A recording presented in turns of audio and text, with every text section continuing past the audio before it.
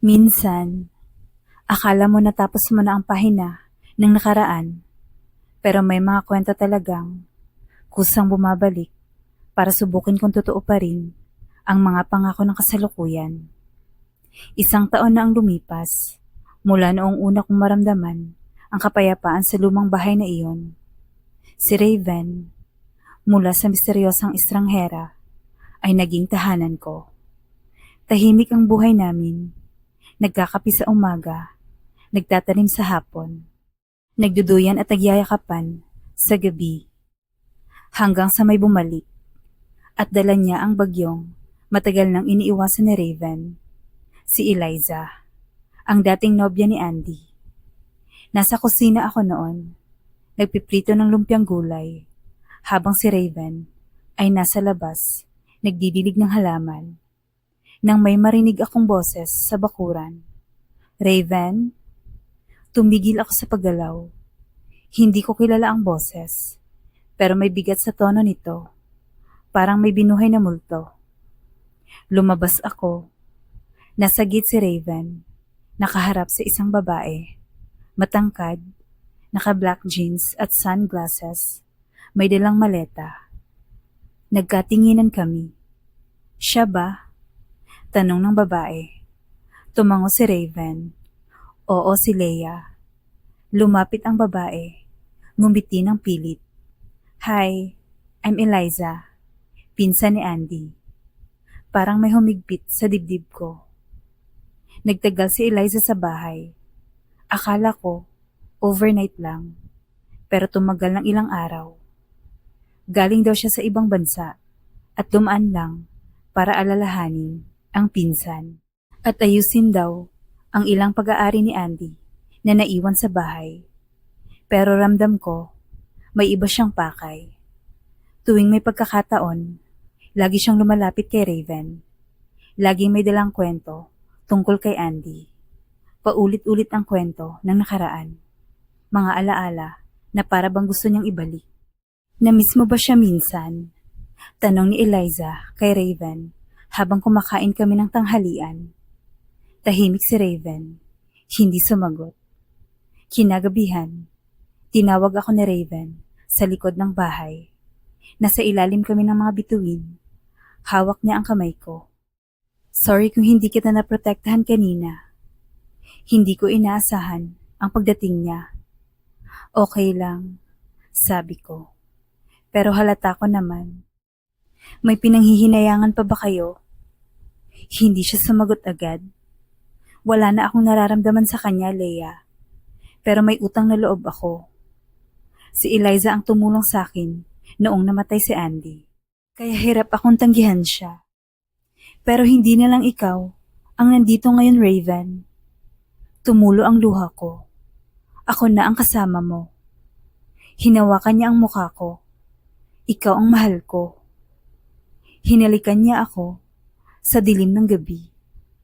Dahan-dahan, wagas, parang kasagutan sa tanong ko. Pero kinabukasan, mas naging lantaran ang galaw ni Eliza.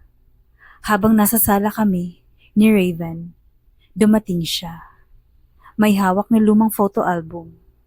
"Naalala mo to?" Tanong niya kay Raven. "Itong picnic natin sa ilog." Tumawa si Raven. Tipid lang. Pero kita ko sa kanya na nahihirapan siyang magsalita. "Alam mo ba, Leia?" Sabay tingin sa akin ni Eliza. "Kung gaano ka-inlove si Raven noon kay Andy. Kulang na lang, pakasalan niya. Sobrang mahal na mahal." Ngumiti ako, kahit may kirot. "Pero hindi na ngayon, di ba?" Sabi ko. "Kasi ako na ang mahal niya." Gabi na, sa kwarto namin. Tahimik kami ni Raven. Nakatalikod siya sa akin habang nakahiga. Nilapit ko ang katawan ko sa kanya. Niyakap siya mula sa likod. "Natatakot ako." Bulong ko. "Sa kanya?" Tanong niya. "Hindi. Sa'yo." Humarap siya sa akin. Pinunasan niya ang luha sa mata ko. "Leia, kung kailangan kong sabihin sa harap niya na ikaw ang mahal ko, gagawin ko. Kinabukasan, sa harap mismo ni Eliza, habang nag-aalmusal kami, bigla na lang nagsalita si Raven. Eliza, panimula niya. Salamat sa lahat ng ginawa mo para sa akin dati, pero hindi ko na kailangang balikan ang nakaraan. Tumingin siya sa akin. Si Leia ang ngayon ko, at siya rin ang bukas ko. Hindi nakaimik si Eliza. Kita ko sa mata niya ang sakit. Hindi dahil sa galit, kundi dahil sa pagtanggap. Pasensya na kung naging makulit ako. Aaminin ko, akala ko may natitira pa. Tumango si Raven. Salamat sa pag-unawa. Kinagabihan, tahimik ang buong bahay. Umalis na si Eliza. Nasa loob kami ng kwarto, nakatitig sa isa't isa. Parehong emosyonal.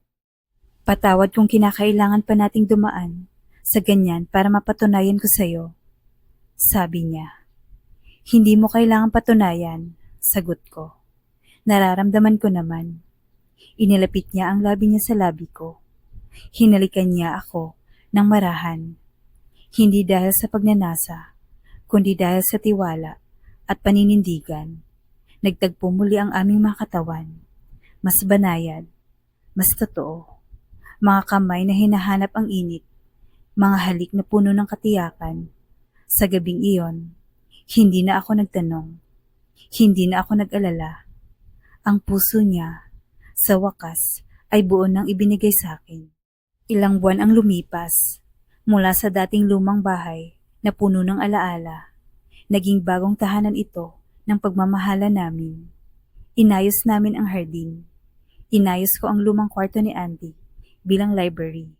At sa gitna ng pagbabago, dumating ang panibagong yugto. Leia, sabi ni Raven habang magkasama kaming nag-aalmusal, pwede bang dito ka na talaga? Napatingin ako sa kanya. Pamilya na ang tingin ko sa'yo. Gusto kong dito mo buuin ang mga susunod mong taon. Naiiyak akong tumango. Oo, Raven, dito na ako. Hanggang dulo. Minsan, sinusubok tayo ng nakaraan para mapagtibay ang kasalukuyan dahil ang tunay na tahanan ay nasa piling ng taong hindi ka lang minahal, kundi pinili ka sa harap ng kahit anong multo ng kahapon. Thank you for watching. Please don't forget to like and subscribe. Bye.